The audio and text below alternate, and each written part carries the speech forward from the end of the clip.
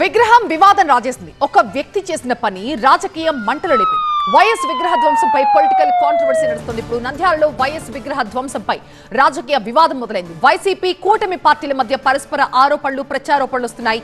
విగ్రహ ధ్వంసంపై ధర్నాకు దిగారు వైసీపీ కార్యకర్తలు. వైసీపీ కార్యకర్తే వైఎస్ విగ్రహాన్ని ధ్వంసం చేశారని మంత్రి నారా లోకేష్ అంటున్నారు.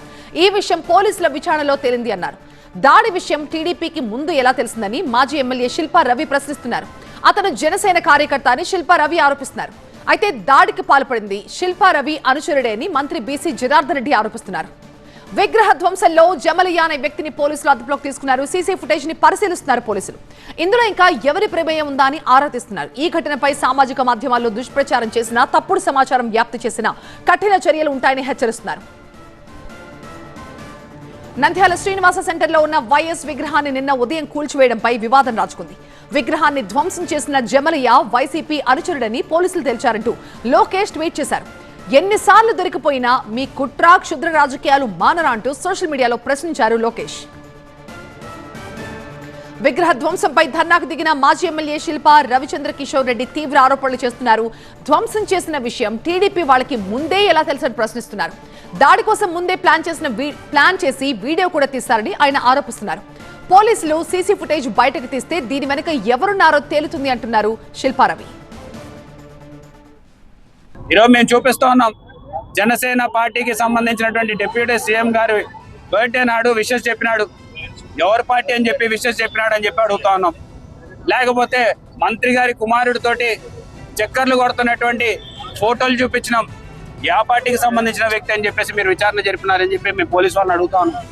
ఏ రకంగా మీరు వైసీపీ నాయకుడు అని చెప్పేసి ముద్రేస్తారు? ఏ రకంగా తెలుగుదేశం పార్టీ వాళ్ళు వాళ్ళ సోషల్ మీడియా అకౌంట్లలో దీన్ని పోస్ట్ చేస్తారు? ఏ రకంగా వాట్సాప్లో హల్చల్ చేపిస్తారు? ఏ రకంగా ఇది ప్రజా సమస్యగా వచ్చే, లేకపోతే శాంతి భద్రతల సమస్యకి భాగం కాదా, లేకపోతే శాంతి భద్రతల సమస్యకి దారి తీయదా అని చెప్పేసి మేము అడుగుతా ఉన్నాం. అతను వైసీపీ కార్యకర్త అన్నది టీడీపీ ఆరోపణ. మాజీ ఎమ్మెల్యే శిల్పా రవి కార్యక్రమాల్లో పాల్గొన్నారంటూ గతంలో ఉన్న ఫోటోలని మీడియాకు చూపించారు మంత్రి బీసీ జనార్దన్ రెడ్డి. జమలయ్య భార్య కూడా శిల్పా రవి ప్రోగ్రామ్స్ లో పాల్గొన్నారని చెప్తున్నారు. ఈ దాడి వైసీపీ వాళ్ళ ప్లాన్ అంటూ ఆయన అనుచరులు ఆరోపిస్తున్నారు. శిల్పా రవి సంబంధించిన ఏదో ప్రోగ్రామ్ జరిగితే వారి పక్కనేదో ఇక్కడ మేము కూడా చెప్తాము. దండలు ఎక్కడ వేశారో చూడండి. ఏ వ్యక్తి అయితే చేశాడో ఆ వ్యక్తి ఇక్కడ క్లియర్గా కనపడతా ఉన్నాడు. ఆ వ్యక్తి ఎవరికి సంబంధించిన అనుచరుడు? ఇక్కడ ఎవరైతే కౌన్సిలర్ ఉన్నాడో కౌన్సిలర్కి సంబంధించినటువంటి ఈ యొక్క కౌన్సిలర్తో పాటు ఇక్కడ కూడా ఉన్నాడు. ఇక్కడే అంతా వాళ్ళ అనుచరులు వాళ్ళ మాట వాళ్ళతోనే ఉన్నాడు. అదేవిధంగా వాళ్ళ భార్య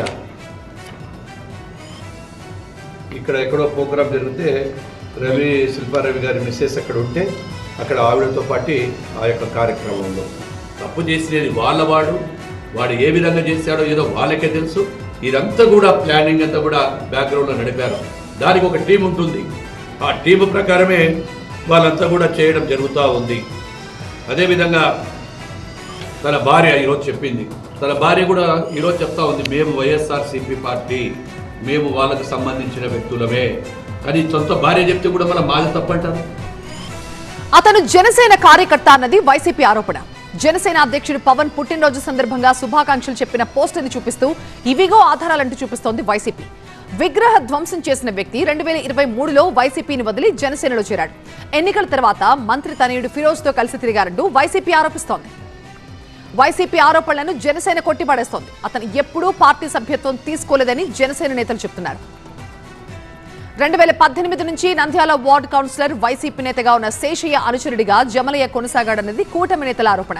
2022లో అప్పటి పాలకుల సిఫార్సుతో జమలయ్య భార్య కమ్యూనిటీ రిసోర్స్ పర్సన్ గా పనిచేశారని గుర్తు చేస్తున్నారు.